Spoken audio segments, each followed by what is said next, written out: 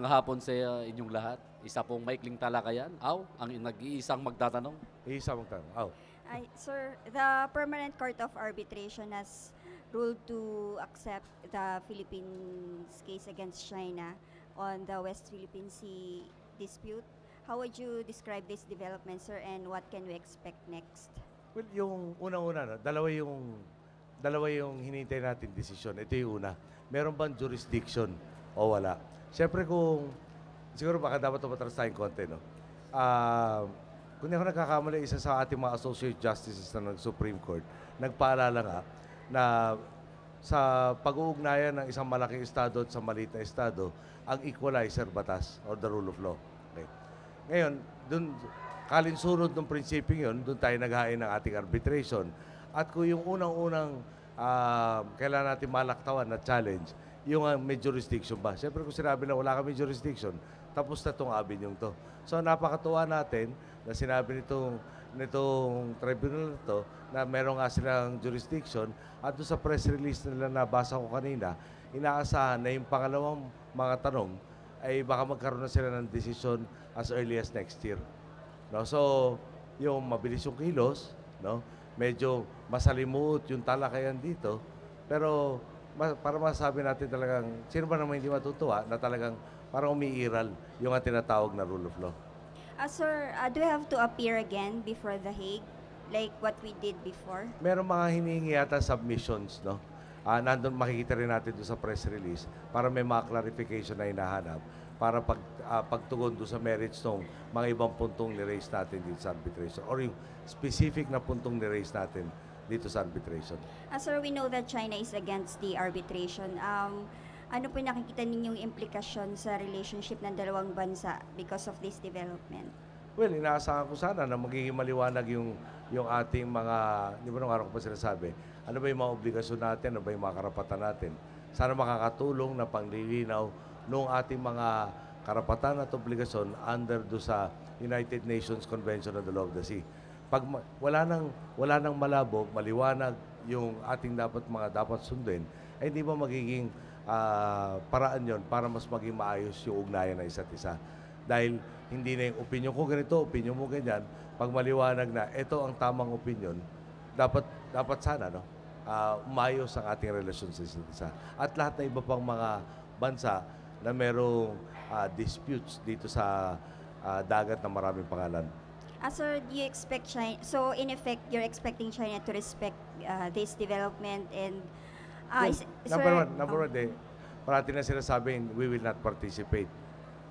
Tinignan na ng tribunal, meron position paper, nandun rin sa press release, makita natin, na may position paper nilabas ang China na sinama na rin doon sa kanilang talakayan. Ngayon, parang, sorry, no, pero mas maliwanag doon sa mismong press release kung ano nakalagay na paano ba, hindi ba mga tinalakay, inabuso ba natin yung proseso na unilateral? Tayo lang ang naghain, hindi kasama ang China. Sinagot nila doon sa kanilang desisyon na hindi natin inabuso yung proseso. Ano bang mangyayari pagkatapos ito? Pagkaintindi ko, pasensya na kayo, no? Tinanggap ko nung pagkarating na dito, paspasang pagbabasa nitong, gano'ng kahaba yun? 9 na pahina na single space eh. No? Sana hindi ako nagkakamali, pero doon nga yung pareho tayong signatory doon sa Convention of the Law of the Sea, dapat naman tayo sumunod. Yun ang sinasabi nito. So yung unang bahagi, 2 pahina ng kanilang press release, yung detalye ng press release sa 7 pahina susunod. Sir, is it fair to relate the APEC attendance of the Chinese president to these developments on the West Philippine Sea issue? Hindi naman yata dapat bahagi lang itong usapan na to sa relasyon natin sa China. Siguro naman na hindi magiging kabuuan ang desisyon nila dahil dito sa isang bahagi lang. As our last 2 questions, na-confirm na po ba siya ng attendance and how would you push for this, for support sa ASEAN now that we have this ruling from the PCA? Hindi ko pa, marami tayong mga ibang tinalakay na mga issues na mas urgent. No? Hindi pa nabibigyan na update ng sino na ba nag-confirm. No? So, magagaling yung announcement yan mula sa DFA. No? Pero sa kasalukuyan, medyo may konti karamdaman sa ating buting kalihim No? So, ibang mag-a-announce. I'm hoping na by next week talagang ayos na ayos na ating Secretary of Foreign Affairs para may brief na kayo sa mga developments sa ganyan effect. So yung sa ASEAN po, how are you going to bring up this issue after this development from the PCA? Well, isa lang naman yun sa mga tatalakayin. No? Siguro, sa huling pakikilaho ko sa ASEAN, no, paalala ko lang na, di ba, marami na tayong pinag-usapan mula noong 2002 na Declaration of Conduct of Parties in the South China Sea hanggang doon sa pagpapaalala sa Phnom Penh noong 2012 na hindi na umusad yung Code of Conduct. So, yung boses natin, babahagi na, talagang dapat yata may urgency matapos natin yung usapan at magkaroon tayo ng Code of Conduct. So, isang bahagi yun sa ating intervention sa gagawin sa ASEAN. Sir, yung question number 2 po namin yung MMDA chairman. dahil po sa traffic and the coming APEC and holiday season. Mali yung bilang ko, kala ko last 2 yung 2. Anyway, ang ating MMDA chairman, no, si Attorney Emerson Carlos, dati Assistant General Manager for Operations siya. Ito nirekomenda ng outgoing, yung dating ating chair na si Francis Tolentino. So confident po kayo that he can handle the job? Kasi medyo ano ba yun sa traffic? Yung, alam mo kasi parang, ay dito pa si Babes, yung holding capacity ng EDSA itself is about 13,600 no, per hour. And now it's 18,000 plus. Okay. Okay. Yung EDSA ang pinakamadugo. Kagabi, dinaanan ko yung EDSA, nakita ko gaano ko talaga, parang feel ko yung traffic na dinadaanan ng marami nating kababayan. Kada lalabas ako sa Malacanang, maski umaga, pinapansin ko lahat ng lugar na may traffic. No? Ngayon, hinahanap natin, hindi yung pangmatagalang solusyon, nandyan eh. No? Maraming tinatayo na kayo na mismo testigo. Pero yung pangmatagalang solusyon, hindi matutugunan yung kasalukuyang problema.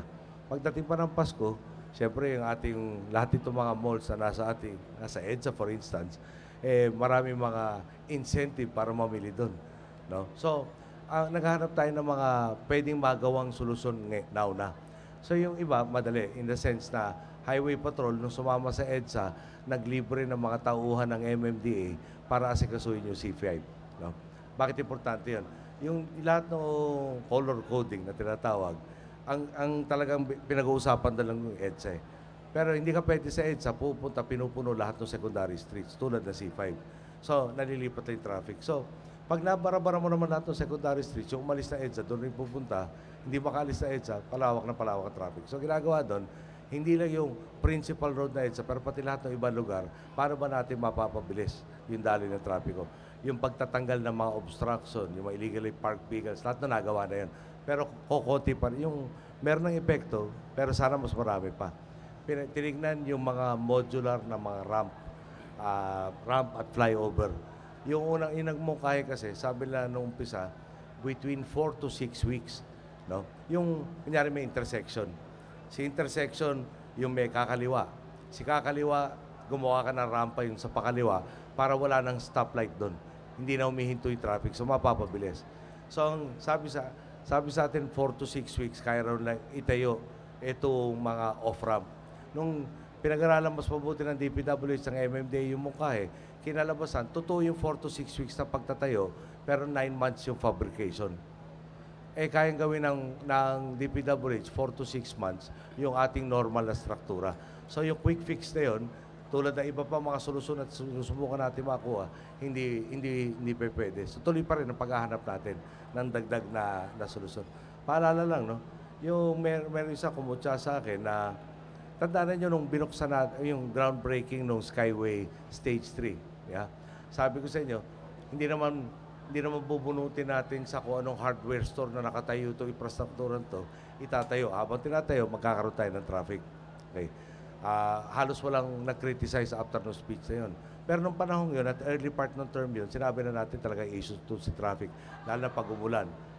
May baha. Yung baha, maski gaano kalakas, palagi ko naman wala makakapagsabing hindi mabilis humupa.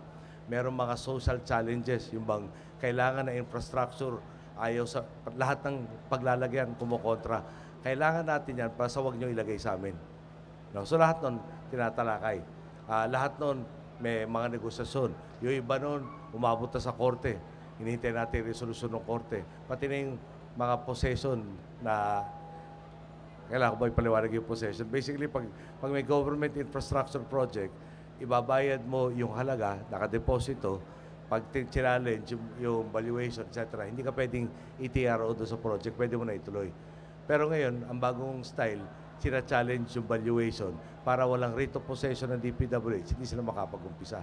Pati na yung parte ng Skyway Stage 3. Yung Skyway Stage 3 meron. Yung NAIA Expressway, meron challenge sa korte na pending pa rin. Ngayon sana kung nawala lahat yun, natapos lahat ito, dagdag yung karsada na pwedeng dalawin ng ating lahat ng sasakyan. Ngayon, sa ibang lugar, no, lalo sa labas ng Metro Manila, para naging mas madali. Pero doon sa pinaka-urban area, tulad ng flyover sa Cebu, kayo naman siguro testigo na rin na may parte ng Cebu, gusto, may parte ng Cebu, ayaw. Tapos ngayon, hinahanap sa amin, nasa yung flyover. Yeah. Yung, siguro hinihinga ko lang ng konti naman, no? Pero lahat ng magagawa natin, pinipilit natin mangyari, dahil ang biso nga natin, wala na maipasang problema sa susunod. Pero, ulit lang, hindi ba valid yung comment ko na yung car sales nga natin, no? Parang may ibang study nagsasabi 300% growth, may nagsasabi 150% growth. Pero pati yung motorsiklo na lang. Ako gulat ako doon. 100,000 ang registered sales every month. 1.2 million. Maski na ipinarado mo yung 1.2 million, yeah, malaki-laki pa rin ang kakain ng espasyo niyan. So, yung gusto ko, yung tuloy-tuloy, no? Halos every other week yata, meron kami meeting ng traffic, eh. Si Cabsec ay isa nakatutok rin dito sa traffic situation. Wala, parang sa linggo, mga once or twice ko na lang sa nakikita. Dahil pa natin nasa labas, hinahanapan ng dagdag pang makuha natin solusyon sa problema to. Sir, kung permanent daw po or OIC. Sorry?